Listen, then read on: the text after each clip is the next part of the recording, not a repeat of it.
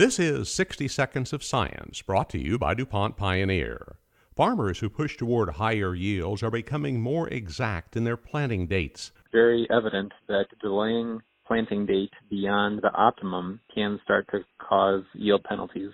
Jeff Matasius is Pioneer's agronomy research manager for the western United States. When you think about the central corn belt, yields fall about 2% for a 2-week planting delay, and then up to a 7% yield disadvantage by having a 4-week delay. But if you think about the northern corn belt, where the growing season is even shorter, the penalty for late planting gets even harder.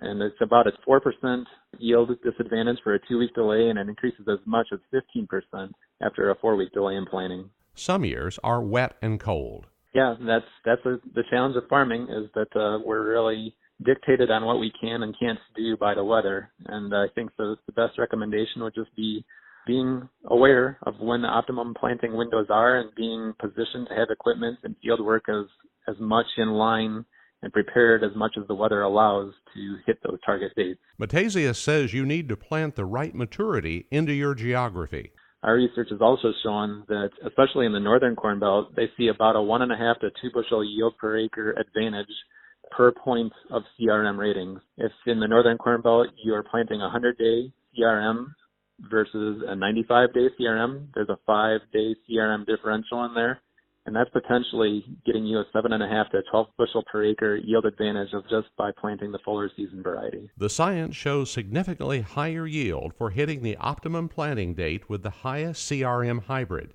The art of accomplishing this, however, is strictly in the hands of the grower.